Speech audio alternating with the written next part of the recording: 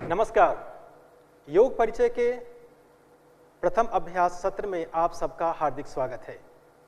तो आइए इस सत्र का अभ्यास हम प्रार्थना से करते हैं। किसी भी ध्यानात्मक आसन में बैठ जाइए।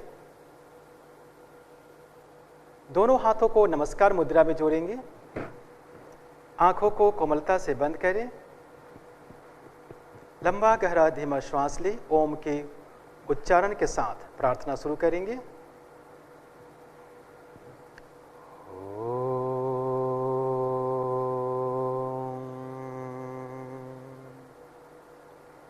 सहना ववतु सहनौ भुनक्तु सह वीर्यं करिवावहै तेजस्विनावधीतमस्तु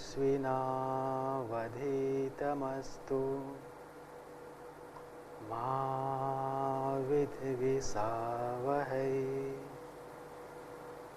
ओम शांति शांति शांति।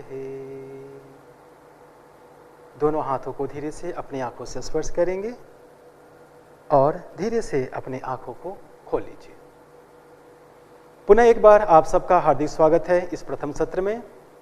तो आइए सबसे पहले हम चालन क्रिया की शुरुआत करते हैं। इसके लिए आप अपने स्थान पर खड़े हो जाइए। पैरों में 2 इंच का अंतर करें। आंखों को बंद करें व अपने शरीर को जांचें। एक बार देखें आप इस क्रिया के लिए पूर्णतः तैयार हैं। चालन क्रिया हमारे शरीर को लचीला बनाता है। धीरे से आंखें खोलेंगे। अब हम चालन क्रियाओं का अभ्यास करेंगे। चालन क्रियाओं के लिए दोनों हाथों को अपने कमर पर रखिए। पहला अभ्यास चालन क्रिया की गर्दन को आगे व पीछे झुकाने का अभ्यास। श्वास भरें। श्वास छोड़ते हुए गर्दन को आगे झुकाएं। श्वास भरते हुए गर्दन को पीछे ले जाएं। श्वास छोड़ते हुए गर्दन को आगे झुकाएं। श्वास भरते हुए गर्दन को पीछे ले जाएं। गर्दन के अग्रभाग में जो खिंचाव है उसे महसूस करें। पुनः श्वास भरते हुए मध्य में आ जाएं। ग्रीवा की अगली क्रिया गर्दन को बाईं व दाईं ओर झुकाने का अभ्यास। श्वास भरें। श्वास छोड़ते हुए गर्दन को दाईं ओर झुकाएं। श्वास भरते हुए मध्य में आए। श्वास छोड़ते हुए गर्दन को बाईं ओर झुकाएं। श्वास भरते हुए मध्य में आए। श्वास छोड़ते हुए गर्दन को दाईं ओर झुकाएं। श्वास भरते हुए मध्य में आए। श्वास छोड़ते हुए गर्दन को बाईं ओर झुकाएं। विपरीत दिशा में इसके खिंचाव को महसूस करें। अब श्वास भरते हुए मध्य में आ जाइए। अगला क्रिया गर्दन को बाईं व दाईं ओर मोड़ने का अभ्यास। श्वास भरें। श्वास छोड़ते हुए गर्दन को दाईं ओर ले जाएं। श्वास भरते हुए मध्य में आए। श्वास छोड़ते हुए बाईं ओर जाएं। श्वास भरते हुए मध्य में आए। श्वास छोड़ते हुए दाहिने ओर जाएं। श्वास भरते हुए मध्य में आए। श्वास छोड़ते हुए बाईं ओर जाएं। गर्दन में होने वाले खिंचावों को महसूस करें। श्वास भरते हुए मध्य में आ जाएं। अगला क्रिया गर्दन को गोलाकार घुमाने का अभ्यास। श्वास भरें। श्वास छोड़ते हुए ठुड्डी को कंठकूप से लगाएं। श्वास भरते हुए गर्दन को घड़ी की सुई की दिशा में घुमाएं। श्वास छोड़ते हुए पुनः गर्दन को ठुड्डी के पास लाएं। पुनः एक बार इस क्रिया को दोहराएं। तत्पश्चात इसी क्रिया को घड़ी की उल्टी दिशा में 2 बार दोहरा जाए। श्वास भरें, श्वास छोड़ते हुए गर्दन नीचे लाएं। पुनः श्वास भरें, श्वास छोड़ते हुए गर्दन को नीचे ले आएं। अब श्वास भरते हुए मध्य में आएं। श्वास को छोड़ते हुए हाथों को नीचे करें और विश्राम की स्थिति में आ जाएं। आंखों को बंद करें और ग्रीवा की क्रिया का आपके ग्रीवा पर क्या प्रभाव हुआ है उसे महसूस करें। अगला अभ्यास स्कंध संचालन। श्वास भरते हुए दोनों भुजाओं को बगल से उठाइए। हथेलियों बाहर की तरफ रहेंगी। श्वास छोड़ते हुए हाथों को नीचे लाएं। पुनः एक बार इसी क्रिया को दोहराएं। श्वास भरते हुए भुजाओं को बगल से उठाइए, हथेलियां बाहर की तरफ। श्वास छोड़ते हुए भुजाओं को नीचे लाएं। पुनः एक बार इस क्रिया को एक बार और दोहराएं। श्वास भरें, श्वास छोड़ते हुए नीचे सामान्य स्थिति में आ जाएं। अगला अभ्यास स्कंध चक्र। श्वास लेते हुए अपने हाथों को बगल से कंधों की ऊंचाई तक ले जाइए। अपने उंगलियों को अपने कंधों के ऊपर रखिए। अब दोनों कोहनियों को आगे की तरफ मिलाने का प्रयास करें। श्वास भरते हुए दोनों कोहनियों को गोलाकार घुमाएं। श्वास छोड़ते हुए वापस आएं। इसी क्रिया को एक बार और दोहरा जाए। श्वास भरें, श्वास छोड़ें। अब इसी क्रिया को उल्टी दिशा में करें। श्वास छोड़ते हुए पुनः श्वास भरते हुए आगे की तरफ आएं। श्वास छोड़ते हुए और पुनः श्वास भरते हुए आगे आएं और अब हाथों को सामान्य स्थिति में लाएं और विश्राम करें।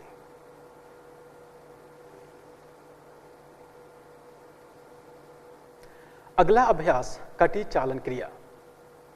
इसके लिए आप पैरों में 2 से 3 फुट का अंतर करें। दोनों हाथों को सामने की तरफ लाएं। श्वास भरते हुए हाथों को ऊपर उठाएं। श्वास छोड़ते हुए पीछे की तरफ झुकें। श्वास भरते हुए मध्य में आएं। श्वास छोड़ते हुए आगे की तरफ झुकें। पुनः इस क्रिया को एक बार और दोहराएं। श्वास भरें, श्वास छोड़ते हुए पीछे जाएं। श्वास भरते हुए मध्य में आए, फिर श्वास छोड़ते हुए आगे झुके। श्वास भरते हुए वापस आए। श्वास छोड़ते हुए सामान्य स्थिति में आ जाएं। पैरों को मिलाएं। कटी चालन की अगली क्रिया, दोनों पैरों में कंधों की इतना दूरी बनाएं। हाथों को कंधों के सीध में सामने की ओर उठाइए। हथेलियां आमने सामने होगी। श्वास छोड़ते हुए शरीर को दाईं तरफ घुमाइए। श्वास भरते हुए अपने शरीर को सीधा कीजिए। श्वास छोड़ते हुए शरीर को बाईं तरफ घुमाइए। श्वास भरते हुए अपने शरीर को सीधा कीजिए। पुनः श्वास छोड़ते हुए शरीर को दाईं तरफ घुमाइए। श्वास भरते हुए अपने शरीर को सीधा कीजिए। श्वास छोड़ते हुए शरीर को बाईं तरफ घुमाइए। श्वास भरते हुए मध्य भाग में आएं और अपने हाथों को वापस ले जाइए। आंखें बंद करें और इस क्रिया का जो प्रभाव हुआ उसे महसूस करें। पैरों को मिला लें। अगला अभ्यास चालन क्रिया में घुटना चालन क्रिया का अभ्यास। पुनः पैरों में कंधों के इतना अंतर करें। जिनको घुटने का दर्द है वह इस अभ्यास को सावधानी पूर्वक करें। यह अभ्यास हमारे घुटनों को मजबूत बनाता है और घुटने की मांसपेशियों को दृढ़ता प्रदान करता है। श्वास भरते हुए अपने हाथों को कंधों के स्तर तक सामने लाइए। श्वास छोड़ते हुए अपने घुटनों को मोड़ें और बैठने की स्थिति में आ जाएं। श्वास भरते हुए वापस आइए। श्वास छोड़ते हुए पुनः एक बार इस क्रिया को दोहराएं। श्वास भरते हुए पहले जैसी स्थिति में आ जाएं। श्वास छोड़ते हुए हाथों को नीचे लाएं और विश्राम करें। चालन क्रियाओं के बाद अब हम योगासनों का अभ्यास करेंगे। योगासन की श्रेणी में सबसे पहला अभ्यास ताड़ आसन। जिनको घुटने में दर्द हो कृपया कर एड़ी को ऊपर ना उठाएं। ताड़ासन के अभ्यास के लिए दाईं तरफ घूम जाएं। पैरों के बीच 2 इंच का अंतर बनाएं। श्वास भरते हुए हाथों को सामने से कंधों के स्तर तक लाएं।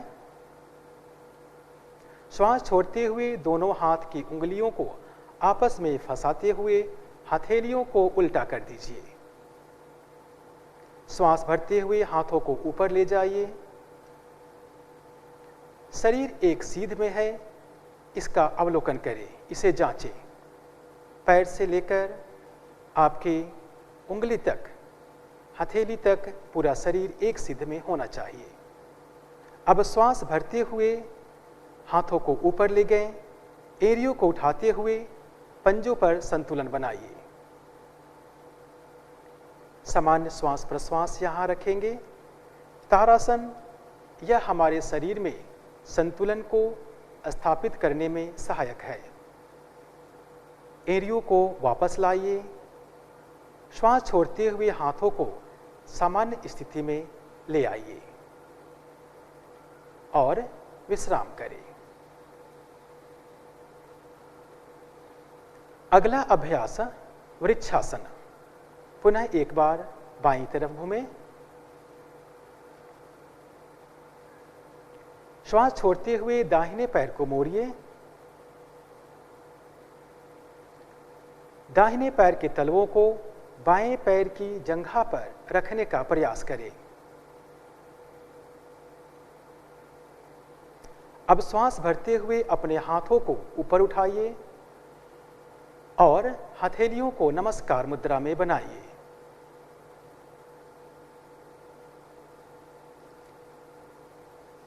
श्वास छोड़ते हुए हाथों और पैरों को नीचे ले आइए।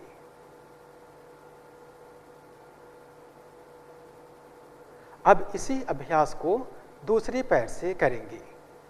अब बाएं पैर को मोड़ते हुए दाहिने पैर की जंघा पर रखिए। श्वास भरते हुए अपने हाथों को ऊपर उठाइए और दोनों हथेलियों को नमस्कार मुद्रा में मिलाइए। कुछ देर सामान्य श्वास प्रश्वास में इस स्थिति में बने रहिए। यह आसन तंत्रिका मांसपेशियों में तालमेल करने में सहायक है। अब श्वास छोड़ते हुए हाथों और पैरों को नीचे ले आइए।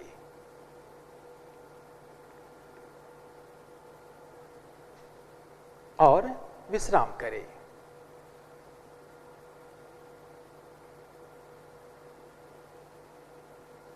अगला अभ्यास अर्ध चक्रासन। अर्ध चक्रासन के लिए तैयार हो। अपने हाथों को कमर के पीछे रखिए। अपनी दोनों कोहनियों को समान अंतर पर रखिए। श्वास भरते हुए सिर और कमर को पीछे की तरफ ले जाइए। श्वास छोड़ें वह सामान्य श्वास प्रश्वास में इस आसन में बने रहे। यह आसन श्वसन की क्षमता को बढ़ाने में सहायक है। श्वास भरते हुए सिर को वापस ले आइए। श्वास छोड़ते हुए अपने हाथों को पहले जैसी स्थिति में ले आइए और विश्राम कीजिए।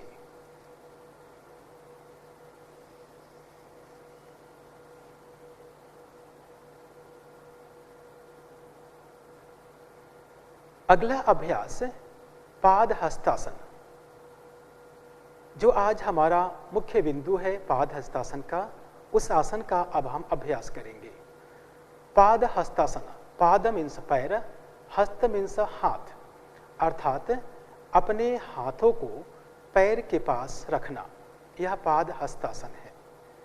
जिन व्यक्ति को कमर से संबंधित कुछ समस्या हो वो इस आसन का अभ्यास ना करे। जिन व्यक्ति को किसी प्रकार की सर्जरी हुई है वो इस आसन का अभ्यास ना करे। अब हम पाद हस्तासन का अभ्यास करेंगे। पैरों में कुछ इंच की दूरी बनाएं। श्वास भरते हुए दोनों हाथों को ऊपर की तरफ उठाएं। श्वास छोड़ते हुए धीरे धीरे आगे की तरफ झुके और पहले हम सरल अवस्था का पाद हस्तासन, जो सरल पाद हस्तासन है, उसका अभ्यास करेंगे। पैर के घुटनों को मोड़ लीजिए। हाथों को जितना संभव हो आप अपने पैर के पास ले जाएं। किसी प्रकार की खिंचाव या दबाव ना दें। गर्दन को नीचे की तरफ झुकाएं। श्वास प्रश्वास की गति सामान्य रखें। यह आसन उन व्यक्तियों के लिए फायदेमंद है जिनका पेट का चर्बी बढ़ा हुआ है, कमर में लचीलापन लाता है, जांघ की मांसपेशियों को मजबूत करता है, मस्तिष्क में रक्त प्रवाह को प्रवाहित करने में सहायक है। श्वास भरते हुए धीरे से ऊपर की तरफ आएं और श्वास छोड़ते हुए दोनों हाथों को सामान्य स्थिति में लाएं। यह पाद हस्तासन का सरल अभ्यास है। अब हम पाद हस्तासन का जो मुख्य आसन है उसका अभ्यास करेंगे। पैरों में समान अंतर बने रहेंगे। श्वास भरते हुए पुनः दोनों हाथों को ऊपर की तरफ उठाएं। श्वास छोड़ते हुए कमर से झुकाव करें और धीरे धीरे आप अपने हथेलियों को पैर के पास रखें। माथा को नीचे की तरफ खींचें। यथासंभव जितना संभव हो उतना ही प्रयास करें। यदि संभव है तो माथा को अब आप अपने घुटने या घुटने के नीचे ले जाने का प्रयास करें।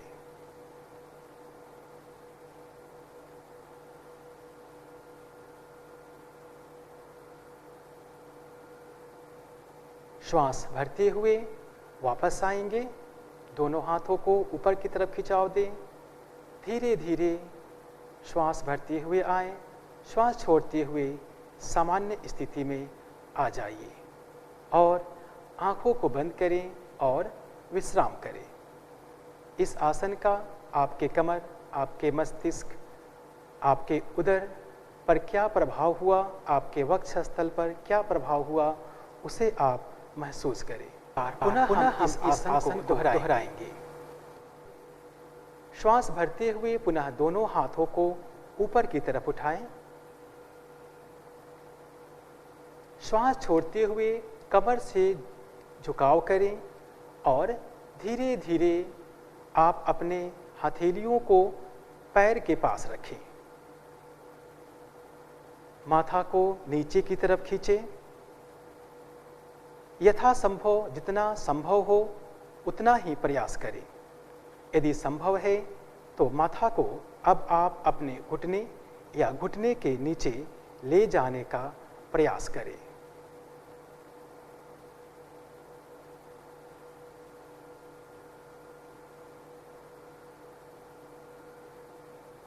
श्वास भरते हुए वापस आएंगे, दोनों हाथों को ऊपर की तरफ खिंचाव दें, धीरे धीरे श्वास भरते हुए आए, श्वास छोड़ते हुए सामान्य स्थिति में आ जाइए और आंखों को बंद करें और विश्राम करें। अब हम बैठने वाले आसनों का अभ्यास करेंगे। बैठकर किए जाने वाले आसनों के अभ्यास के लिए अपने स्थान पर बैठ जाइए। पहला अभ्यास विश्रामासन। दोनों पैरों को सामने की तरफ, दोनों पैरों में अंतर करें, दोनों हाथों को, हथेलियों को कमर के पीछे की तरफ रखिए और श्वास भरते हुए गर्दन को पीछे की तरफ झुका दें। श्वास छोड़ें व सामान्य श्वास प्रश्वास में इस आसन में रुके रहें। यह विश्राम आसन है।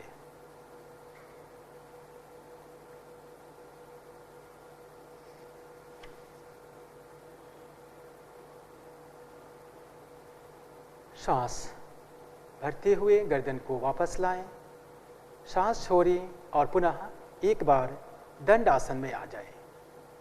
दंड आसन, यह दंड की समान सीध होती है, इसलिए इसका नाम दंड आसन है।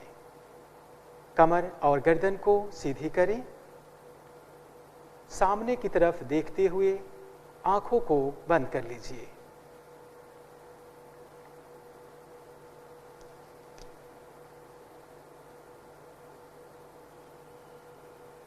अगला अभ्यास अर्ध उष्ट्रासन।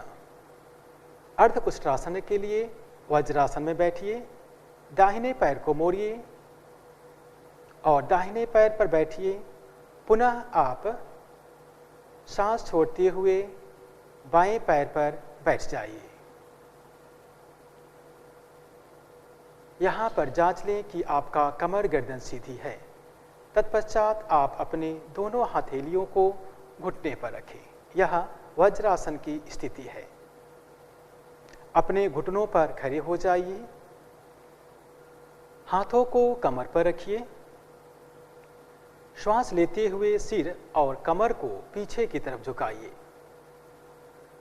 सामान्य श्वास प्रश्वास में इस आसन में बने रहें। यह आसन कमर दर्द को ठीक करने में सहायक है। श्वास भरते हुए पुनः वज्रासन की स्थिति में आ जाइए और विश्राम कीजिए।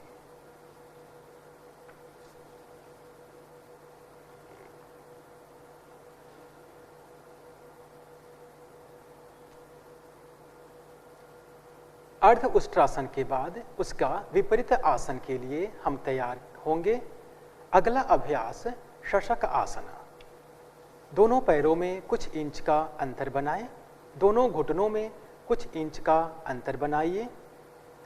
हथेलियों को घुटनों के बीच में रखिए।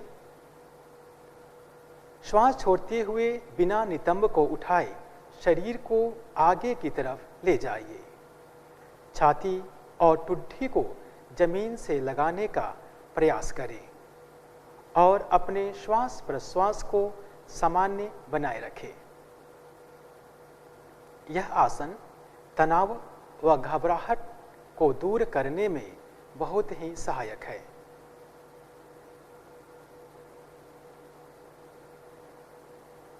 श्वास भरते हुए वज्रासन की स्थिति में आ जाएं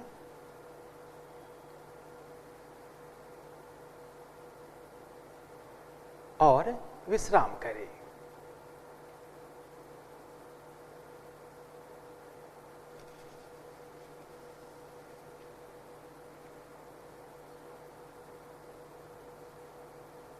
अब हम पेट के बल लेटकर किए जाने वाले आसनों का अभ्यास करेंगे। पेट के बल लेट जाइए, दोनों पैरों में कुछ इंच की दूरी बनाएं। पैर की उंगलियां बाहर की तरफ रहेगी। बाएं हाथ के ऊपर दाएं हाथ को रखिए, हथेली को रखिए और सिर को हथेलियों पर रखें और आराम करें। यह मकर आसन है। यह आसन शरीर व मन को विश्राम प्रदान करता है। श्वास प्रश्वास सामान्य बनाए रखें।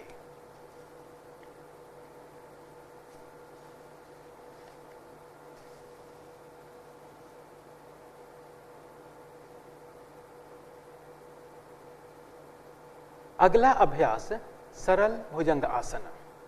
दोनों पैरों को आपस में मिलाएं, गर्दन को सीधा करें और दोनों हाथों को सामने की तरफ खिंचाव दें। सांस भरें और सांस छोड़ते हुए दोनों हथेलियों को मोड़ते हुए हथेलियों को सिर के पास व केहूनी को वक्षस्थल के पास लाएं। ठुड्डी को जमीन से लगाएं। पैर आपस में मिले हुए हो, घुटने आपस में मिले हो। सांस छोड़ते हुए अपने ठुड्डी, गर्दन व छाती को ऊपर की तरफ उठाएं। सामान्य श्वास प्रश्वास के साथ इस आसन में बने रहें।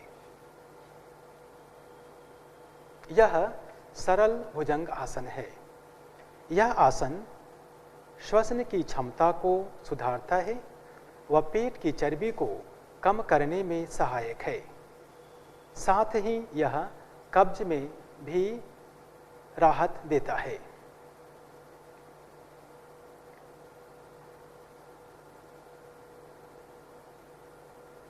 सांस छोड़ते हुए धीरे से वापस आएं और मकर आसन में लेट जाएं।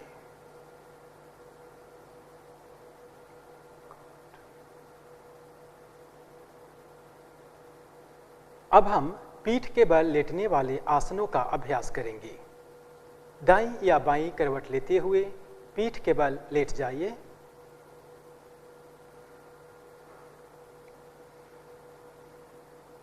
शरीर को सामान्य स्थिति में लाएं। पीठ के बल लेटने वाले आसनों के लिए स्वयं को तैयार करें। अगला अभ्यास पवन मुक्तासन। अपने पैरों को मिलाइए।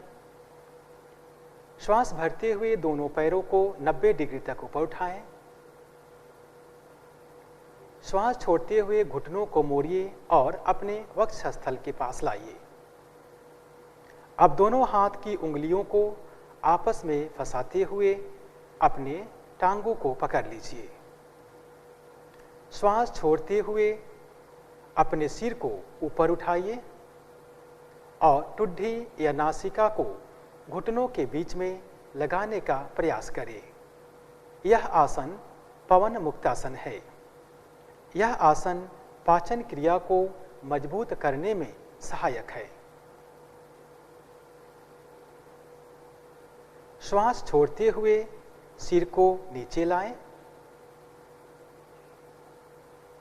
पैर को धीरे से जिस प्रकार आप गए उसी प्रकार से पैर को वापस लाइए और शवासन में विश्राम करिए।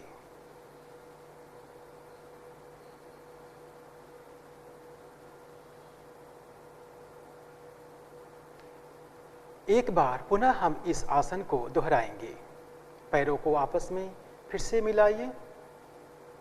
श्वास भरते हुए पैरों को ऊपर की तरफ उठाएं। श्वास छोड़ते हुए घुटनों को मोड़ें और घुटनों को वक्षस्थल के पास लाएं।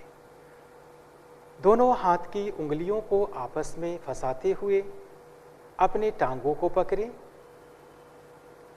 श्वास छोड़ते हुए सिर को ऊपर उठाइए और ठुड्डी या नासिका को घुटने के बीच लगाने का प्रयास करें।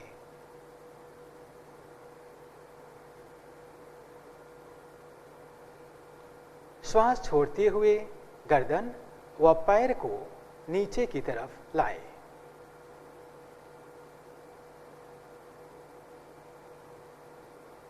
और शवासन में विश्राम करें।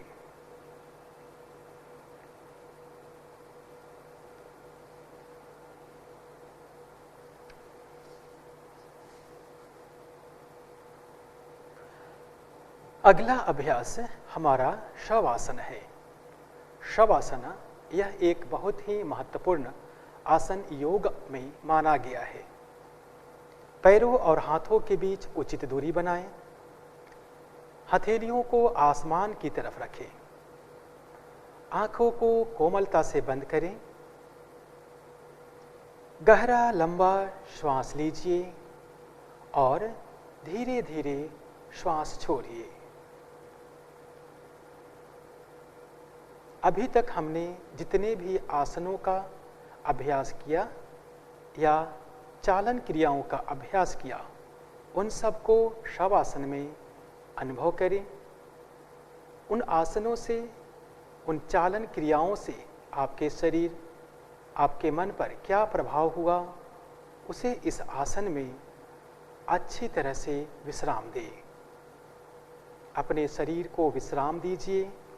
गहरा लंबा श्वास लीजिए और धीरे धीरे श्वास छोड़िए। निरंतर इसी अभ्यास को करते जाएं।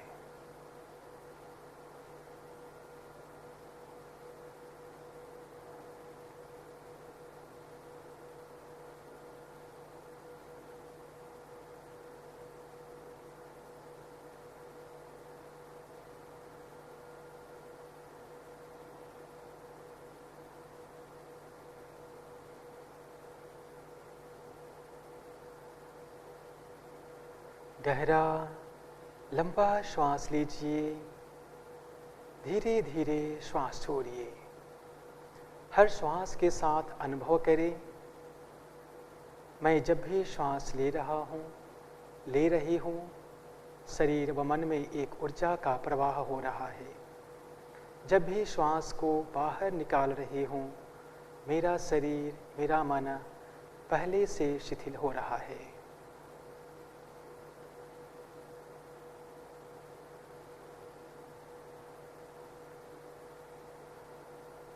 गहरा लंबा श्वास लीजिए।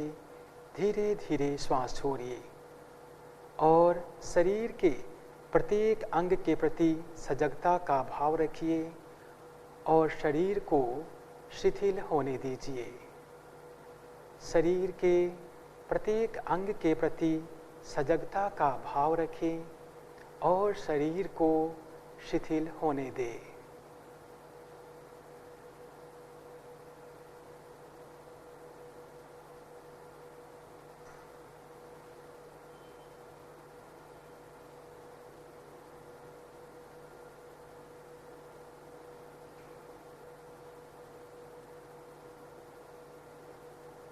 गहरा लंबा श्वास ले, धीरे धीरे श्वास छोड़े। शरीर के प्रत्येक अंग के प्रति सजगता बनाए रखें व शरीर को शिथिल होने दे। यह आसन चिंता व तनाव को दूर करने में सहायक है।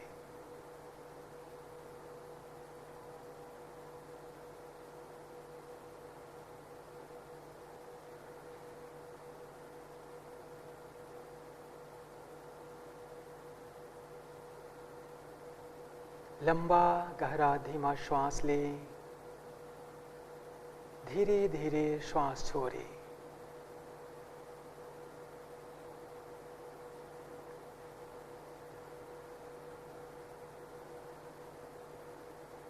अब कुछ पल के लिए अपने ध्यान को श्वास की गति पर केंद्रित करें। देखें, आपकी श्वास की गति को महसूस करें। पहले से शरीर शिथिल हो गया है, ऐसा अनुभव करें।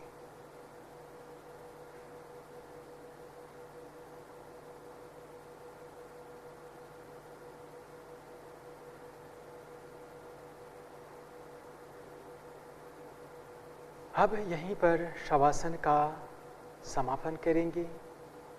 पैरों की उंगलियों और हाथों की उंगलियों में हलचल करें। बाईं या दाईं करवट लेते हुए उठ करके बैठ जाएं।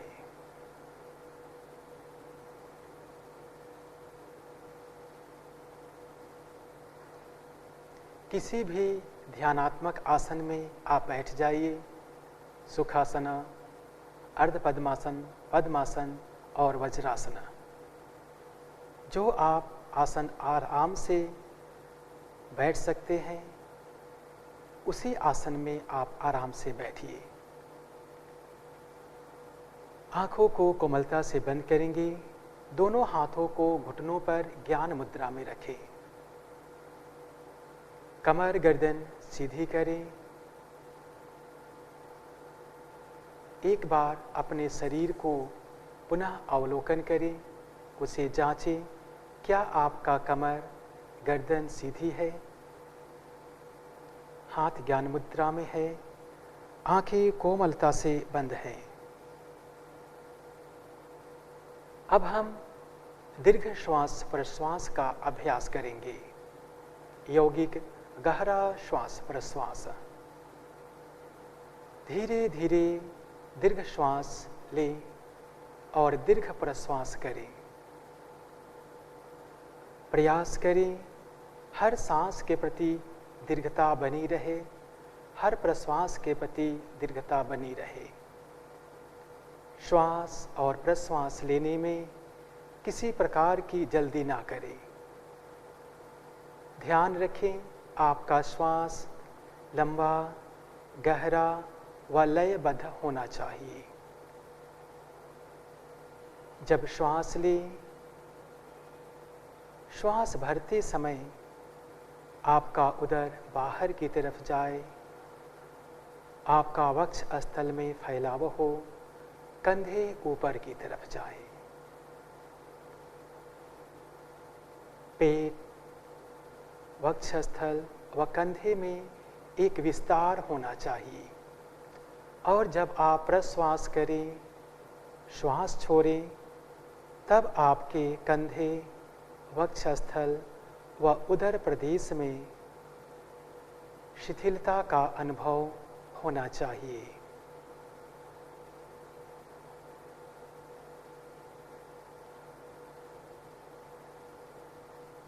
इसी गहरे श्वास प्रश्वास का अभ्यास करते जाएं।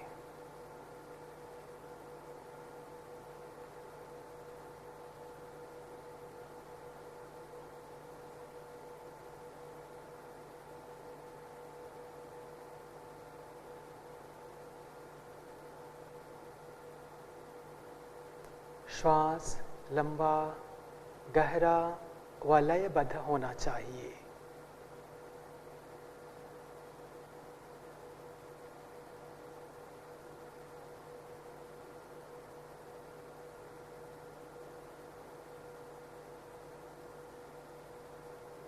हर एक श्वास प्रश्वास में अपने मन को शिथिल, अपने शरीर को शिथिल होता हुआ महसूस करें।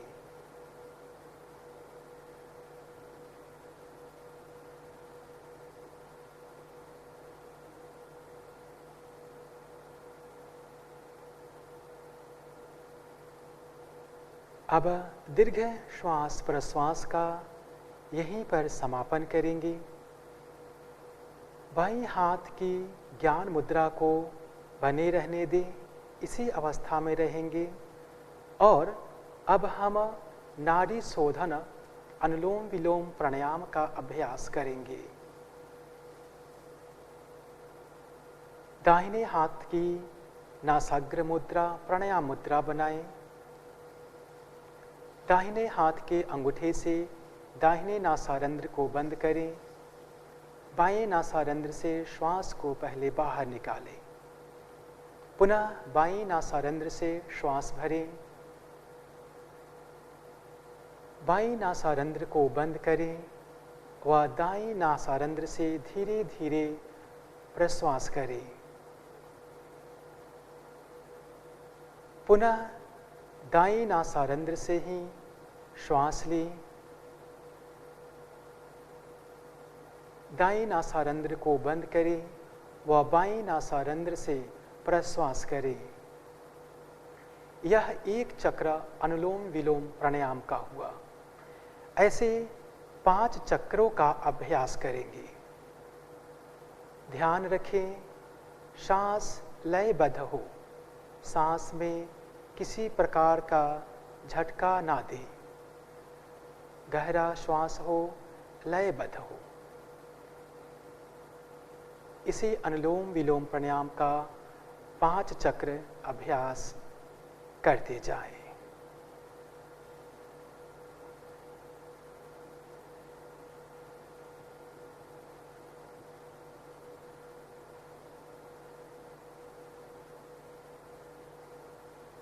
दाहिने नासारंध्र से सांस धीरे धीरे छोड़ते जाएं। पुनः दाहिने नासारंध्र से ही श्वास भरें और बाएं नासारंध्र से प्रश्वास करते जाएं। आप अपनी क्षमता के अनुसार श्वास व प्रश्वास की गति को कम या ज़्यादा कर सकते हैं।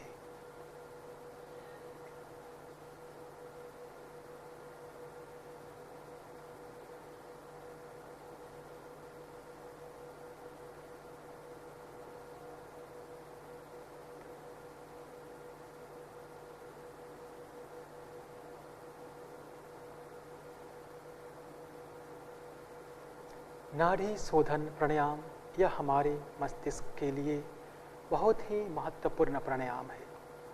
यह संपूर्ण शरीर में रक्त संचार को प्रवाहित करने में बहुत ही महत्वपूर्ण भूमिका निभाता है। इससे हमारा मन शांत और एकाग्र होता है। जब 5 चक्रों का अभ्यास पूर्ण हो जाए तो पुनः आप ज्ञान मुद्रा में वापस आ जाएंगे।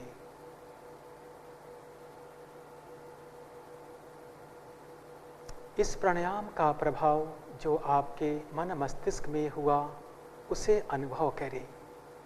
मन पहले से कितना शांत, कितना एकाग्र हुआ उसे महसूस करें। इस प्राणायाम के बाद अब हम ध्यान का अभ्यास करेंगे। ध्यान योग की एक बहुत ही महत्वपूर्ण अंग है। ध्यान के बिना योग साधना संपूर्ण नहीं हो सकता। ध्यान के अभ्यास के लिए आप ज्ञान मुद्रा अथवा ध्यान मुद्रा का धारण कर सकते हैं। कमर गर्दन सीधी है, इस बात को पुनः एक बार जांच लें, क्योंकि ध्यान के अभ्यास के क्रम में आपको शरीर में किसी प्रकार की हलचल नहीं करना है।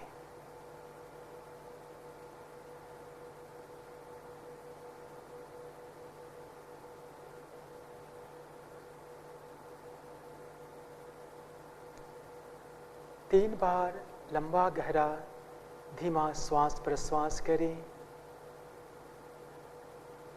लंबा सांस लें और धीमा सांस छोड़ें।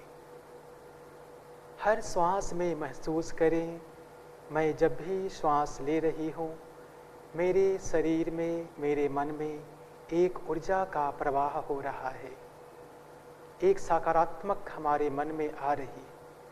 मैं जब भी श्वास को बाहर निकाल रही हूँ, मेरे मन में जो भी नकारात्मक विचार है, जो भी नकारात्मक तथ्य है, वो सब बाहर निकल रहे हैं।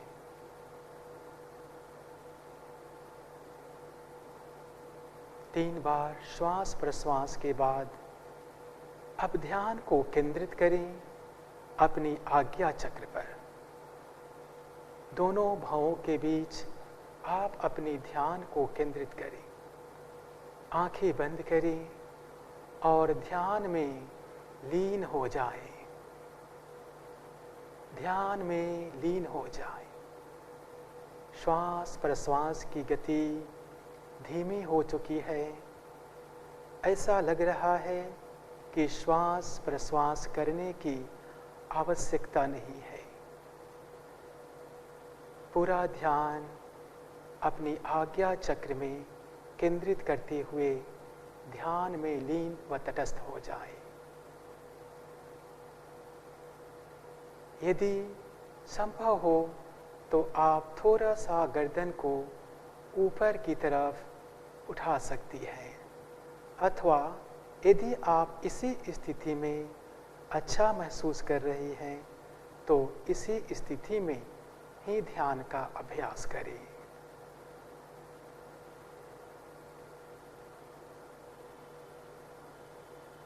ध्यान हमारे शरीर और मन और श्वास इन तीनों में एक समन्वय लाता है।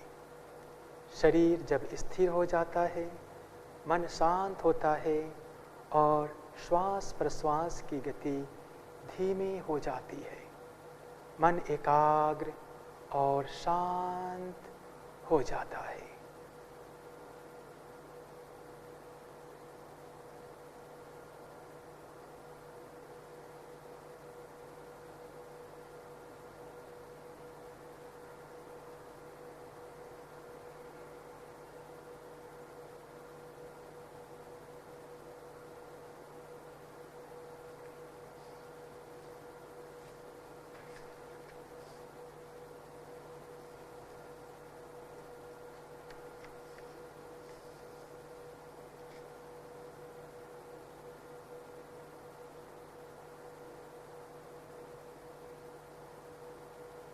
ध्यान के क्रम में मन में अनेक प्रकार के विचार हो सकते हैं, आ सकते। प्रयास करें उन विचारों से निर्विचार हो जाए।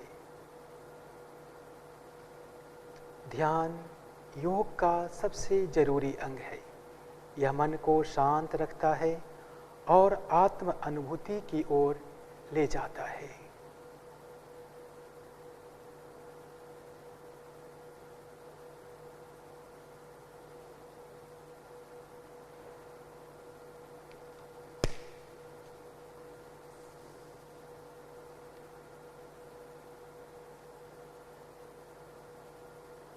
अब सामान्य श्वास प्रश्वास पर ध्यान को केंद्रित कीजिए और मन ही मन संकल्प धारण कीजिए। हमें अपने मन को हमेशा संतुलित रखना है। इसमें ही हमारा आत्मविकास समाया है। मैं स्वयं के प्रति, कुटुंब के प्रति, कार्य, समाज और विश्व के प्रति शांति, आनंद और स्वास्थ्य के प्रचार के लिए वचनबद्ध हूँ। मैं मानव मूल्यों का पालन करने के लिए प्रतिबद्ध हूँ और देश के विकास के लिए समर्पित हूँ। एवं इन कठिन परिस्थितियों में भी हमें एकजुट होकर रहना है। अब शांति पाठ के लिए नमस्कार मुद्रा बनाइए।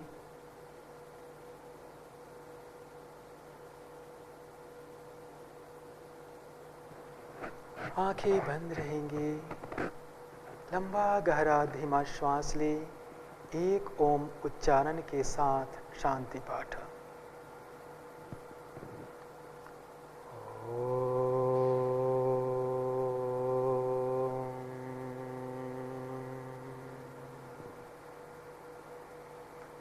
सर्वे भवन्तु सुखिनः, सर्वे सन्तु निरामया, सर्वे भद्राणि पश्यन्तु, मा कश्चित् दुःखभाग् भवेत्, मा कश्चित् दुःखभाग् भवेत्। ओम शांति शांति शांति। धीरे से अपने हथेलियों को आंखों के ऊपर रखें हथेलियों को धीरे से वापस लाते हुए धीरे से अपने आंखों को खोल लीजिए। धन्यवाद। आपका दिन शुभ हो। जय हिंद, जय भारत।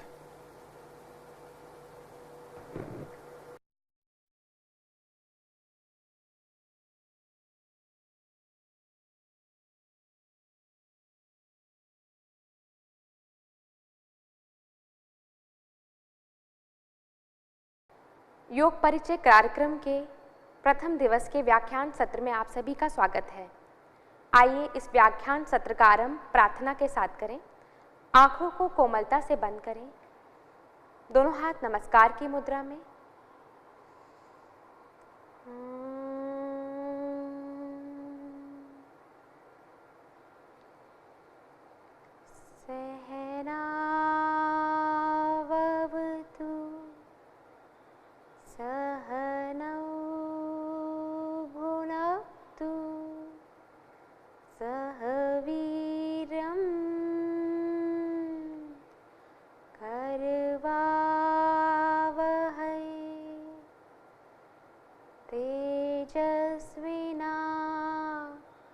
वधितमस्तु मा विद्विषावहै।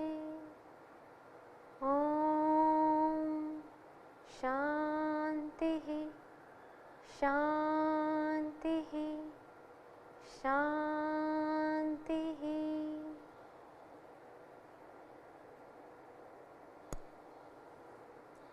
तो एक बार पुनः आप सभी का स्वागत है। आज के व्याख्यान सत्र में हमारे योग परिचय कार्यक्रम के प्रथम दिवस में यह 12 दिवसीय कार्यक्रम है। तो आज हम इसमें प्रथम व्याख्यान योग के आधार के विषय में चर्चा करेंगे। यह योग परिचय कार्यक्रम 12 दिवसीय कार्यक्रम है। इसके प्रथम दिवस में हम योग के आधार के बारे में चर्चा करेंगे।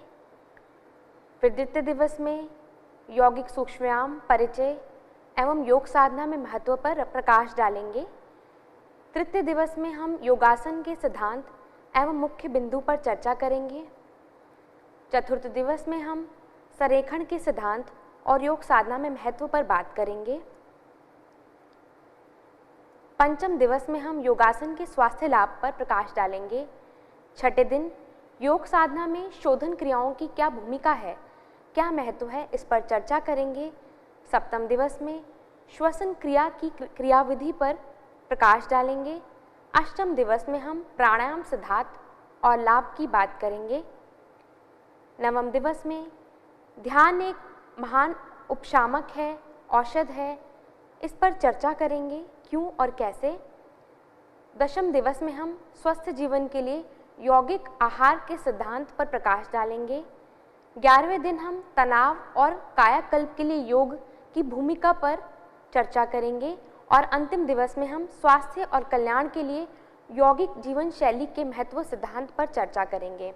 इसके साथ ही हम अपने क्रियात्मक सत्र में हर रोज नए आसन जो हैं उनका परिचय देंगे। तो हमारा आज का विषय है योग के आधार। जैसा कि आप सभी लोग जानते हैं, कुछ लोग समझते हैं कि योग केवल आसन है, कुछ लोग सोचते हैं योग केवल प्राणायाम है और कुछ लोग सोचते हैं योग केवल ध्यान है। तो योग क्या है? योग अनिवार्य रूप से आध्यात्मिक विज्ञान है। ये आध्यात्म की ओर हमें ले जाता है। योग एक दर्शन भी है, एक फिलॉसफी भी है। ये बहुत ही सूक्ष्म विज्ञान है जो हमें अपने अंदर की ओर, इस बाह्य जगत से अंदर की ओर ले जाने की यात्रा कराता है, अंदर की ओर ले जाता है। और ये मुख्यतः इसके जो अभ्यास है वो मनोकायिक है, वो मन पर केंद्रित है, शरीर से मन की यात्रा है। योग स्वस्थ रहने की एक कला भी है। योग हमें स्वस्थ रहने का तरीका भी सिखाता है, कैसे शरीर को, कैसे मन को स्वस्थ रखा जाए और अपने आध्यात्मिक पथ पर आगे बढ़ा जाए। योग जीवन में सद्भाव भी लाता है, हार्मनी भी स्टैब्लिश करता है। जब तक सद्भाव नहीं होगा तब तक हम शरीर से, मन से स्वस्थ अनुभव नहीं कर पाएंगे और अपने अध्यात्म के पथ पर नहीं चल पाएंगे। तो योग केवल आसन नहीं है, योग केवल प्राणायाम नहीं है, योग केवल ध्यान नहीं है। योग अनिवार्य रूप से आध्यात्म विज्ञान है, आध्यात्म का विज्ञान है, योग एक दर्शन है और योग जो है वो जीवन जीने की कला भी सिखाता है। योग का मुख्य उद्देश्य क्या है? देखिए, हम सभी जीवन जीते हैं, क्या उद्देश्य है हमारा? ज़्यादातर लोगों का उद्देश्य जीवन में केवल खुशी की प्राप्ति, सुख और खुशी। लोग चाहते हैं कि मकान हो, अच्छी गाड़ी हो, सब कुछ लाइफ में सेटल्ड हो, सब जीवन में उनके जो है उनके पास सुख सुविधाएं हों, तो उसी में वो अपना सुख जो है तलाशते हैं। पर ऐसा क्या हो पाता है? क्या हर व्यक्ति जो इस पृथ्वी पे जिसने जन्म लिया है, क्या उसका पूरा जीवन सुखी है? क्यों ऐसा है कि हमारे जीवन में दुख है? कोई भी ऐसा व्यक्ति नहीं आप देख पाएंगे, चाहे कितना भी अमीर क्यों ना हो, कि उसके जीवन में कोई दुख ना हो। जीवन में कभी स्थिर नहीं रहता सुख, कभी जीवन में सुख आता है, कभी दुख आता है, क्योंकि जीवन में जो है दुख जो है वो भी जीवन की सच्चाई है और वो जन्म के साथ ही हमारे साथ आता है, इच्छाओं के साथ, वासनाओं के साथ जो है दुख भी हमारे अंदर आता है। तो ये जो सुख की प्रवृत्ति है हमारी कि हम सुख की ओर भागते हैं और दुख की निवृत्ति करना, दुख को अपने जीवन से हटाना, ये योग का उद्देश्य है कि जो दुख है उसको दूर किया जाए, कि किस प्रकार ये जो दुख है हमारे जीवन का, जो हमारे लाइफ की सफरिंग्स हैं, उन्हें उनसे कैसे निपटा जाए, उन्हें कैसे दूर किया जाए। तो 3 तरह के जो दुख हैं उन्होंने हमें घेर रखा है, जिन्हें तापत्रय भी बोलते हैं, आदि भौतिक, आदि दैविक, आध्यात्मिक। ये जो 3 तरह के दुख हैं, ये जो जिन्होंने हमारी लाइफ को घेरा हुआ है, आदि भौतिक हैं, भौतिक दुख हैं जो सांसारिक जीवन के कारण हैं, दैविक दुख हैं, आध्यात्मिक दुख हैं, कुछ जो हमारे ही मन के कारण हमें जो दुख होते हैं, या जो देवीय हैं जैसे कि भूकंप आ जाना, बाढ़ और तूफान, ये सब जो है जो हमारे हाथ में नहीं है। और जो आदि भौतिक है, जैसे कि किसी को डायबिटीज़ हो गया, किसी को ब्लड प्रेशर की बीमारी है, उसकी वजह से दुखी हैं। तो इस तरह के जो तापत्रय हैं, इनसे किस तरह से निपटा जाए, कैसे जो है इन दुखों को जीवन से दूर किया जाए, यही योग का उद्देश्य है। कैसे सुख की ओर प्रवृत्त हुआ जाए और दुख से निवृत्ति की जाए। अगर हम योग शब्द की बात करें तो योग का जो एक संस्कृत शब्द है, इसका जो मूल है युज से लिया गया है। इसका अर्थ है जुड़ना, एकजुट होना, यूनियन, मिलन, संतुलन। तो योग शब्द संस्कृत की युज धातु से बना है, जिसका अर्थ है जुड़ना। किससे जुड़ना? किससे जुड़ना है आपको? आत्मा का परमात्मा से मिलन, या फिर हम अगर अपने शरीर की ही बात करें तो शरीर का मन से जुड़ना, शरीर और मन का एक होना, या फिर आत्मा का परमात्मा से मिलन। योग स्वस्थ रहने की एक कला भी है और एक विज्ञान भी है, जैसा कि हमने पहले भी बात की है। अगर हम योग की परिभाषाओं की बात करें तो अनेकों परिभाषाएं हैं योग की, पर उनमें से जो महत्वपूर्ण कुछ परिभाषाएं हैं उस पर आज हम चर्चा करेंगे। जैसे कि भगवद गीता में वर्णन है, समत्वम योग उच्यते, सिद्ध असिद्ध्यो समो भूत्वा समत्वम योग उच्यते, यानी कि सिद्धि असिद्धि में, लाभ हानि, जय पराजय, सुख दुख, जीवन में जैसी भी परिस्थिति हो उसमें समता की भावना अगर आपके अंदर आ जाए कि चाहे लाभ हो रहा है चाहे कोई हानि हो रही है, आपका मन विचलित नहीं हो रहा। आपको पता है कि दोनों ही क्षणभंगुर हैं, दोनों ही बदल जाएंगे, ये स्थितियां जो हैं ये क्षणभंगुर हैं, ये बदल जाएंगी। तो आपके मन में उससे कोई विचलितता उत्पन्न ना हो। तो ये जो समता का भाव अगर आपके अंदर आ जाए कि अगर आपको कोई बहुत बड़ा विजय प्राप्त हो रही हो या आपको कोई बहुत बड़े फेलियर का सामना करना पड़ रहा हो, दोनों ही स्थितियों में आपके मन में समान भाव है, तो ये जो समता की भावना है यही योग है। और जो हमारे महर्षि पतंजलि ने जो योग की परिभाषा योग सूत्र में दी है, योगश्च चित्त वृत्ति निरोधः, कि योग जो है वो चित्त की वृत्तियों का निरोध है। तो पहले तो बात करेंगे चित्त की, कि चित्त क्या है। चित्त क्या? मन है, ये माइंड स्टफ है, मन बुद्धि चित्त अहंकार, इसकी बात कर रहे हैं कि जो हमारे चित्त में, हमारे मन में जो भी वृत्तियां आती हैं तरह तरह की, हमारा मन जो है कभी कहीं भटकता है, कहीं भटकता है। जैसे समुद्र में लहरें होती हैं वैसे हमारे मन में भी तरह तरह के विचार आते रहते हैं, और ये जो मन में उसी प्रकार बहुत सारी वृत्तियां हैं, तो उनका निरोध हो जाना पूर्णतः जो है वो ही चित्तवृत्ति निरोधी योग है। हम अपने जीवन में तरह तरह की उपलब्धियां पाते हैं, बट एक्चुअली में जो वास्तविक उपलब्धि है वो है मन को शांत करना, मन को स्थिर करना। तो महर्षि पतंजलि के अनुसार ये जो मन की जो चित्त की वृत्तियां हैं उनका निरोध ही योग है। जब आप अपनी मन की चंचलता को काबू कर लें तो इसका मतलब कि आप योग में स्थित, स्वयं अपने स्वरूप में स्थित हो जाते हैं। नहीं तो आप क्या करते हैं, आप इन्हीं चित्त की वृत्तियों के साथ अपने आप को आइडेंटिफाई करते हैं। ये चित्त की वृत्तियां क्या हैं? ये चित्त की वृत्तियां हैं 5 मुख्यतः: प्रमाण, विपर्य, विकल्प, निद्रा और स्मृति। प्रमाण क्या है? वो ज्ञान जो कि किसी प्रमाण पर, किसी एविडेंस पर बेस्ड हो। प्रत्यक्ष, आगम, अनुमाना, प्रमाणानि। विपर्य क्या है? विपर्य मिथ्या ज्ञानम अतद्रूप प्रतिष्ठम। मिथ्या ज्ञान है, आपके सामने है रस्सी, आपने समझ लिया सांप, ये क्या हुआ? आपका मिथ्या ज्ञान। अतद्रूप प्रतिष्ठम, चीज अपनी सही रूप में प्रतिष्ठित नहीं है। और विकल्प क्या है? शब्द ज्ञानानुपाती वस्तु शून्यो विकल्पः, यानी केवल शब्द ज्ञान पर ही बेस्ड आपका जब ज्ञान होता है, वस्तु नहीं है कोई भी आपके सामने, केवल शब्द ज्ञान पर जो बेस्ड हो, जो इमेजिनेशन हो सकती है आपकी, वो है विकल्प। और निद्रा क्या है? अभाव प्रत्यय आलंबन वृत्ति निद्रा, जिसमें कि प्रत्यय का अभाव हो, ऐसी जो वृत्ति है वो निद्रा है। और अंतिम जो है स्मृति क्या है? जो आपने पहले अनुभूत किए थे, जो आपने पहले अनुभव किया हो, उसकी स्मृति आपके अंदर बनी रहे, वो आपके अंदर बना रहे, ये जो है वृत्ति स्मृति है।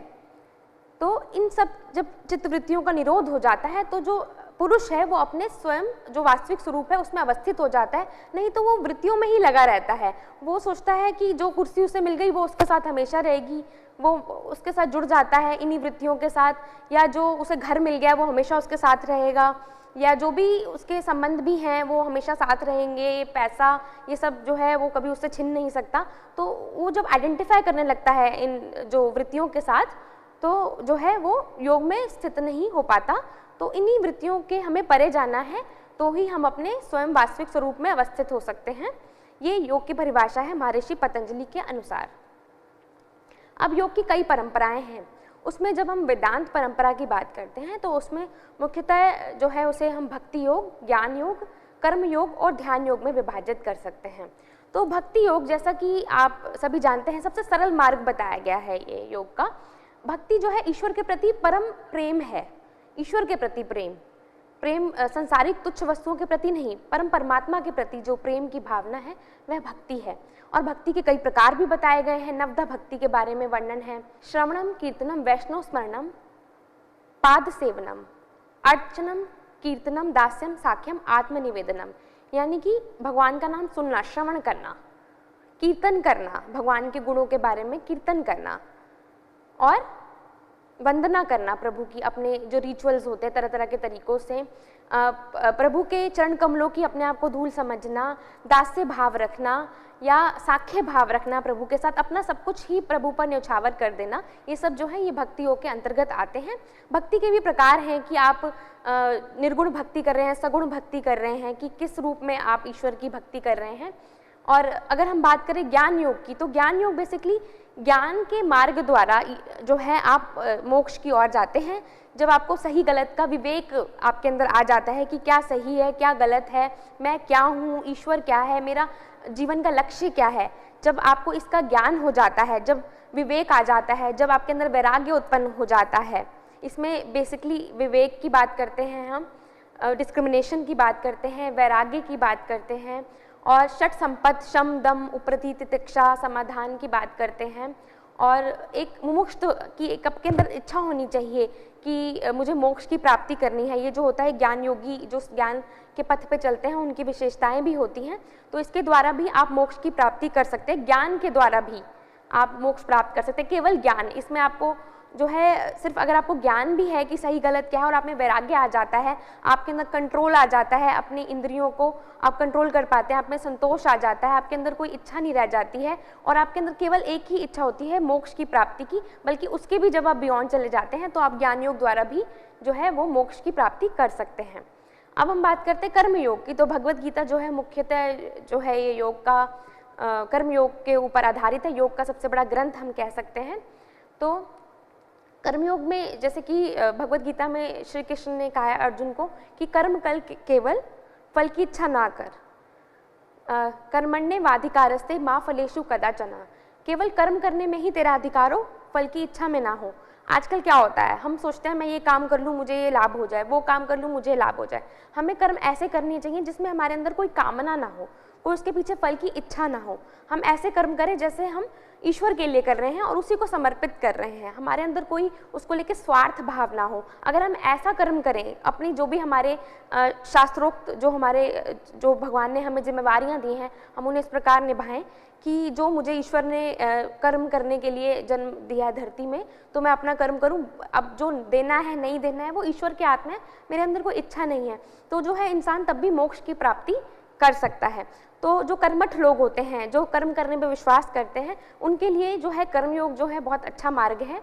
और अगर हम बात करें ध्यान योग, ध्यान के द्वारा भी जो है वो मोक्ष की प्राप्ति की जा सकती है, अपने आप से जुड़कर या ध्यान द्वारा परमात्मा से एकाकार करके भी जो है वो मोक्ष प्राप्त किया जा सकता है। केवल ध्यान करके, भक्ति द्वारा ईश्वर के प्रति परम प्रेम, अपना सब कुछ न्यौछावर कर देना, जिसमें कि महर्षि पतंजलि ने भी बात की है ईश्वर प्रणिधान की, कि केवल ईश्वर प्रणिधान द्वारा भी जो है मोक्ष की प्राप्ति हो सकती है। ज्ञान के द्वारा ज्ञान मार्ग भी है, और कर्म के द्वारा केवल कर्म करना और फल की इच्छा ना करना, और ध्यान, केवल ध्यान के जो है मार्ग पे चलकर भी आप मोक्ष की प्राप्ति कर सकते हैं वेदांत परंपरा के अंतर्गत। अगर हम बात करें योग की परंपरा में सांख्य योग परंपरा की, तो जो सांख्य योग है बेसिकली दर्शन है, ये महर्षि कपिल द्वारा जो है दिया गया है। सांख्य योग में बात करते हैं तो इसमें आती है बात सबसे पहले कि ये पुरुष और प्रकृति पर आधारित है। सांख्य योग के अनुसार जो पुरुष और प्रकृति का मिलन है, उसी के कारण जीव की उत्पत्ति हुई है। पुरुष जो है वो चेतनता है, चेतन है, और प्रकृति जो है जड़ है। प्रकृति त्रिगुणमयी है, सत्व रजस तमस, और उसके द्वारा जो है महत बुद्धि की उत्पत्ति हुई है। फिर उसके बाद सात्विक राजसिक तामसिक में उसमें आते हैं हमारे कर्मेंद्रियां, ज्ञानेंद्रियां, उनकी उत्पत्ति हुई। इस प्रकार इवोल्यूशन हुई, और इसके जो 25 तत्व हैं वही उसी पर हमारा जो है पतंजल योग भी आधारित है, क्योंकि पतंजल योग में भी जब पुरुष प्रकृति से अलग हो जाता है, जब उसको पता लग जाता है कि मैं प्रकृति से भिन्न हूँ, अलग हूँ, तो ही वह अपने स्वयं रूप में अवस्थित होता है, वास्तविक रूप को पहचान पाता है। उससे पहले नहीं पहचान पाता, उससे पहले वो प्रकृति के साथ ही लीन रहता है। पर इतना आसान नहीं है, इसके लिए भी तो पतंजल योग सूत्र में जो है मोक्ष प्राप्ति के कई मार्ग बताए गए हैं, जैसे कि अभ्यास वैराग्य भ्याम तन्निरोधः, क्रिया योग तप स्वाध्याय ईश्वर प्रणिधान, और केवल जो है अगर हम बात करें तो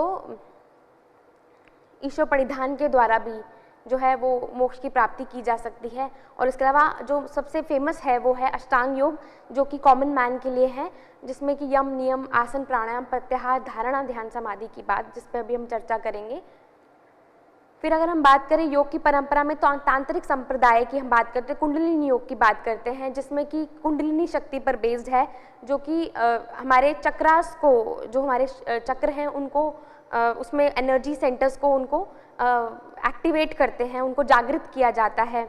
और शिव और शक्ति के मिलन की बात करते हैं। हम हठ योग की बात करें, जो आजकल के समय में सबसे ज़्यादा प्रचलित है हठ योग की क्रियाएं, तो कुछ लोग समझते हैं हठ का अर्थ है ज़बरदस्ती करना, जिसको ज़बरदस्ती किया जाए वो हठ योग है। नहीं, ऐसा बिल्कुल भी नहीं है।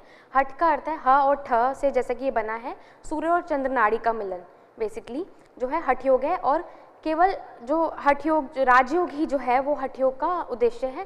राजयोग तक पहुंचना ही जो है हठ योग का उद्देश्य है। इसमें शुद्ध क्रियाओं का बहुत महत्व है। जैसे कि अगर हम बात करें पतंजलि योग सूत्र की, तो उसमें नियम की बात आती है, वैसे हठ योग में जो है वो शुद्धि जो है शोधन क्रियाओं पर बहुत ज़्यादा महत्व दिया जाता है। शोधनम दृढ़ता च स्थैर्य धैर्य च लाघवम प्रत्यक्षम च निलप्तम च घटस्य सप्त साधनम, ये सप्त साधन जो है ग्रहण संहिता में वर्णित है। अगर हम योग की अवैदिक परंपराओं के बारे में बात करें, तो उसमें जैन योग और बौद्ध योग की बात आती है। अगर हम बुद्धिज़्म या बौद्ध योग पे बात करें, तो बुद्धिज़्म में 4 आर्य सत्य के बारे में बात की गई है कि संसार में दुख है पहले तो, और दुख का कारण भी है। अगर दुख है तो दुख का कोई ना कोई, हर जो चीज़ होती है उसके पीछे कुछ ना कुछ कारण होता है। ऐसे दुख के पीछे भी कारण भी है उसका, और इस दुख का निवारण भी किया जा सकता है। और फिर उस दुख के निवारण के उपाय बताए गए हैं, जिन्हें कि आर्य अष्टांगिक मार्ग बोलते हैं, जिसमें कि सम्यक ज्ञान, सम्यक दृष्टि, सम्यक विचार, सम्यक आजीविका, सम्यक व्यायाम, सम्यक चरित्र, ये सभी आते हैं इसके अंतर्गत। और हम जैन योग की बात करें, तो जैन योग में सप्तभंगी सिद्धांत दिए गए हैं कि किसी वस्तु के गुण धर्म को जानने का प्रयास किया गया है, कि जो सत्य है वो केवल वाइट एंड ग्रे नहीं है, कि सत्य है या सत्य, उसको भी कई एंगल से आप देख सकते हैं। फिर अगर हम बात करें योग में, तो तैत्तिरीय उपनिषद में माना गया है कि जो हमारा शरीर है ये केवल ये भौतिक शरीर नहीं है, ये इसको हम 3 भागों में विभाजित कर सकते हैं, जिसमें कि हमारा स्थूल शरीर आता है, फिर सूक्ष्म शरीर और कारण शरीर आता है। तो जो हमारा स्थूल शरीर है अगर हम बात करें तो एज पर तैत्तिरीय उपनिषद के अनुसार हमारे शरीर को या हमारे अस्तित्व को हम 5 कोशों में विभाजित कर सकते हैं। एक तो जो हमारा बाहरी जो है शरीर वो है अन्नमय कोश हमारा, जो कि अन्न से बना हुआ है, जो हमारा स्थूल शरीर है। फिर अगर हम अंदर बात करें तो सूक्ष्म शरीर की बात करते हैं, जिसमें हमारा प्राणमय कोश, जो हमारी प्राणमय लेयर है, शीत है, और इसमें हमारी जो है बेसिकली प्राणों का जिसमें प्रवाह होता है। फिर हमें हमारा मनोमय कोश है हमारा एक, ये भी हमारे अस्तित्व की एक परत है कि जिसमें हमारे सारे भावनाएं, विचार इसके अंतर्गत आते हैं। हमारा विज्ञानमय कोश इसके बाद आता है, जो कि हमारी इंटेलेक्ट, बौद्धिक जो है हमारी परत है। और फिर हमारा कारण शरीर आता है, जो कि हमारा आनंदमय कोश है, जो हमें ब्लिस की तरफ, आनंद की तरफ ले जाता है, जो हमारा सबसे इनरमोस्ट, सबसे अंदरूनी कोश जो है हमारा, वो आनंदमय है। अगर हम पतंजलि अष्टांग योग की बात करें तो उसमें सबसे पहले यम की बात आती है, जिसमें कि अहिंसा, सत्य, अस्तेय, ब्रह्मचर्य, अपरिग्रह की बात आती है कि हमें सबसे पहले अहिंसा को अपने जीवन में जो है लाना है, लड़ना नहीं है, झगड़ना नहीं है, सत्य, झूठ नहीं बोलना है, सत्य का पालन करना है, अस्तेय, चोरी नहीं करना है, ब्रह्मचर्य का पालन करना है, अपरिग्रह, चीज़ों को इकट्ठा करने की हमारे अंदर भावना नहीं होनी चाहिए। फिर नियम आते हैं कि हमें कैसे पर्सनली जो है व्यक्तिगत तौर पर हमें कैसे रहना है, कि हमें शौच का पालन करना है, जो जिसमें कि हमारा बाहरी और अंदरूनी दोनों ही शौच की हम बात करते हैं इसमें। और तप करना है हमें जीवन में, ऐसा नहीं है कि जब तक आप तप नहीं करेंगे आप कुछ पा नहीं सकते जीवन में। बेसिकली शौच, तप, संतोष, और हमें संतोष रखना है, संतोष में ही परम सुख है। अगर आप संतुष्ट नहीं है तो आप कहीं भी पहुंच जाएं, आप लाइफ में सुखी नहीं हो सकते। तो अगर आप परम सुखी जो है उस स्थिति तक पहुंचना चाहते हैं तो संतोष होना बहुत ज़रूरी है। स्वाध्याय, खुद को जानने का प्रयास होना चाहिए, और हमें जो हमारे धार्मिक ग्रंथ हैं उनका अध्ययन करना चाहिए अपने आप को जानने के लिए, स्वाध्याय जिसे हम बोलते हैं। और ईश्वर प्रणिधान, अंतिम में अगर हम नियम की बात करें जो क्रिया योग के अंतर्गत भी आता है, तो ईश्वर प्रणिधान, अपना सब कुछ ईश्वर पर समर्पित कर देना जो है वो भी नियम के अंतर्गत आता है। तो इसको अगर आप पालन करें तभी आपको आसन करने चाहिए। उसके बाद आप आसन की ओर बढ़ सकते हैं। स्थिर सुखम आसनम, जिसमें आप स्थिर हैं, जिसमें आप सुखी हैं, वही आसन है जो आपके सभी प्रकार के द्वंद्वों को शारीरिक मानसिक दूर करता है। और आसन को किस प्रकार करना चाहिए उसके बारे में भी वर्णन है कि प्रतन शिथिले अनंत समापत्ति, की प्रतन की शिथिलता हो और ध्यान का हो अनंत की तरफ हो, आप पूरी तरह एब्जॉर्ब हो जाए अनंत में। इस प्रकार अगर आप आसन करें, आजकल देखा है कि बहुत अच्छे से जोर लगा लगा के आसन किया जाता है, ये तरीका नहीं बताया महर्षि पतंजलि ने बोला है। जिसमें आप स्थिर हो जाएं, जिसमें आप सुखी अनुभव करें, वही आसन है बेसिकली। और इससे पहले ज़रूरी है आप यम नियम कर रहे हैं, आप आसन, आपकी बॉडी फ्लेक्सिबल है, लचीला शरीर है, इसका मतलब योगी नहीं हो गए हैं आप। जब तक आप यम नियम को जीवन में नहीं अपनाएंगे तो जितना मर्जी आपका शरीर जो है लचीला हो, आप जो है वो जो योग का अंतिम जो लक्ष्य है उस तक नहीं पहुंच पाएंगे। उसके बाद आता है प्राणायाम। अब आपने शरीर को स्थिर कर लिया तो अब आप प्राणायाम की ओर बढ़ सकते हैं। अब आपको मन को कंट्रोल करना है, मन को काबू करना है, तो उसके लिए प्राणायाम का अभ्यास किया जाता है। तो तस्मिन् सति श्वास प्रश्वास और गतिर्विच्छेदा प्राणायाम, जो श्वास प्रश्वास की गति में विच्छेद है, ये महर्षि पतंजलि बात कर रहे हैं, इसे प्राणायाम कहते हैं, जिसे श्वासाभ्याम भी हम कह सकते हैं। उसमें फिर उन्होंने बाह्य अभ्यंतर स्तंभ वृत्ति, इस तरह से चतुर्थ विक्षाशेपी, उसके बारे में बात की है। और इसके द्वारा आपका जो मन है वो आप धारणा के लिए आगे जो हायर प्रैक्टिस है उसके लिए प्रिपेयर करते हैं। प्रत्याहार का इसके बाद जो है अभ्यास। प्रत्याहार मतलब इंद्रियों को अंदर की तरफ समेट लेना। हमारी इंद्रियां बाहर की तरफ जो है वो घूमती रहती है हमेशा।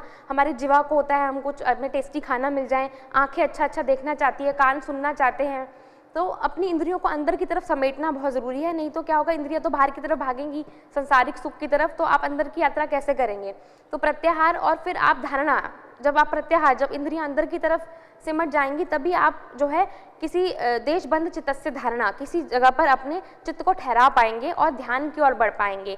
फिर जब जहाँ पर आपने अब धारणा का जहाँ आप अभ्यास कर रहे हैं वहाँ पर तत्र प्रत्यय एक तानता ध्यानम, प्रत्यय की एक तानता हो जाए, एक रूपता हो जाए, तो ही आप ध्यान की तरफ बढ़ेंगे और वो आपको अल्टीमेट समाधि की ओर ले जाएगा, जो आपका जो योग का जो अंतिम लक्ष्य है, पर ज़्यादातर लोग जो है वो सिर्फ शारीरिक लाभ के लिए ही जो है आसन और प्राणायाम करते हैं, शारीरिक मानसिक लाभ के लिए ज़रूर आपको वो लाभ मिलते हैं, पर जो योग का अंतिम लक्ष्य है वो मोक्ष है। अगर आप इस तरीके से यम नियम आसन प्राणायाम प्रत्याहार धारणा ध्यान करेंगे तो आप ज़रूर समाधि तक भी पहुँच सकते हैं।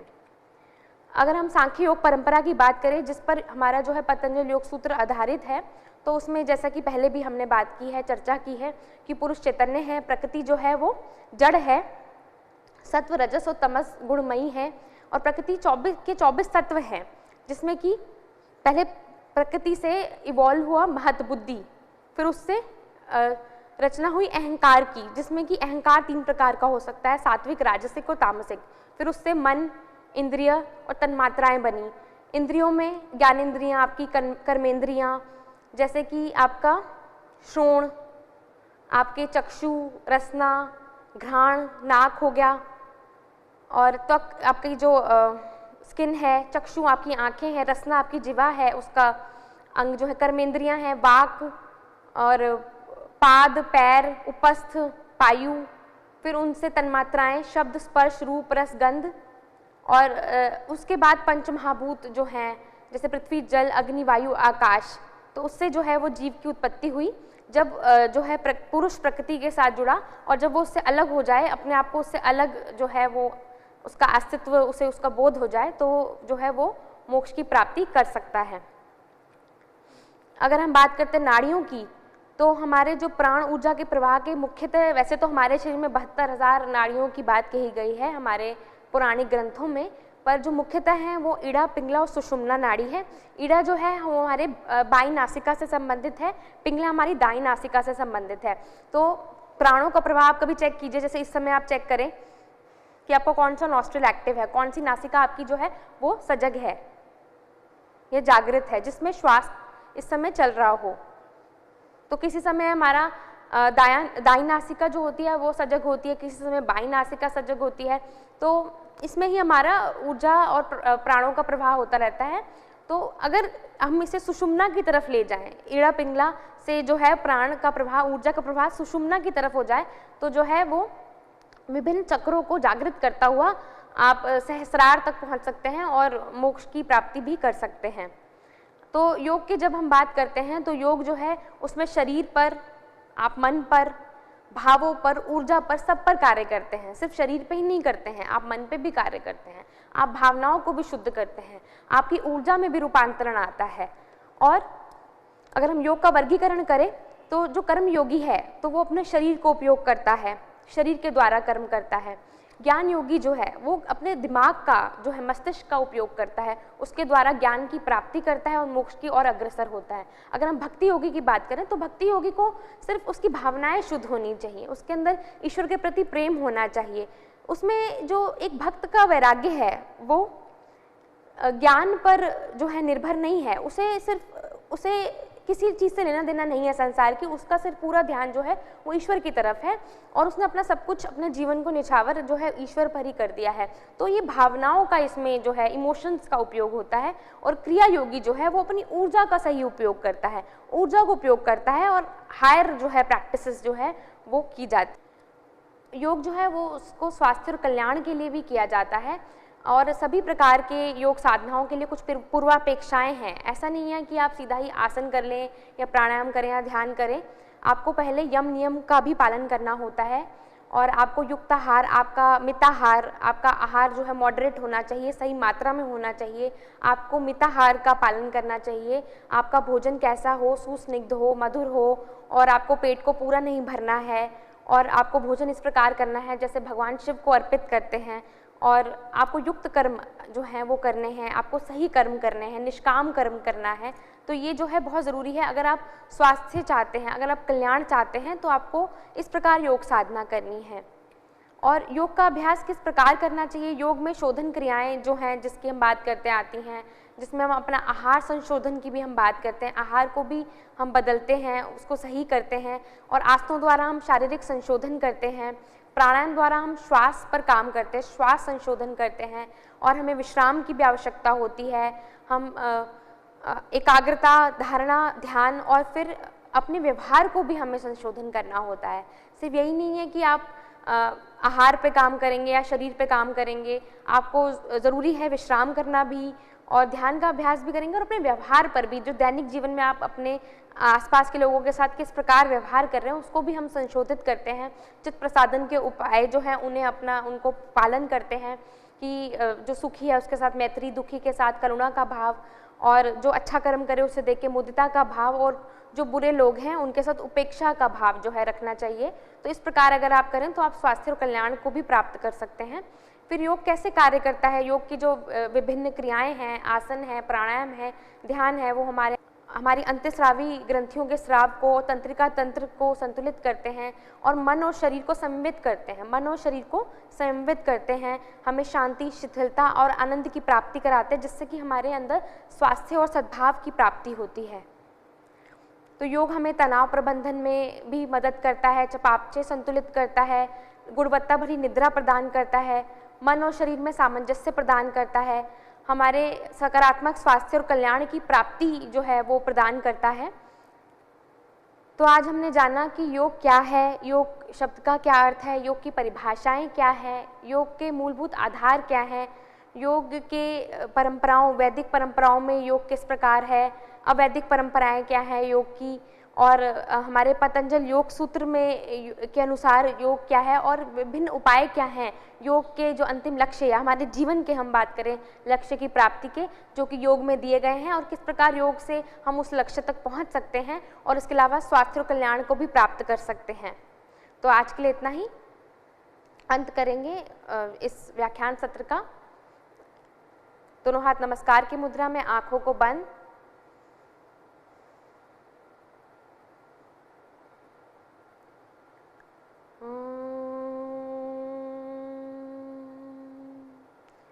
शांति शांति शांति।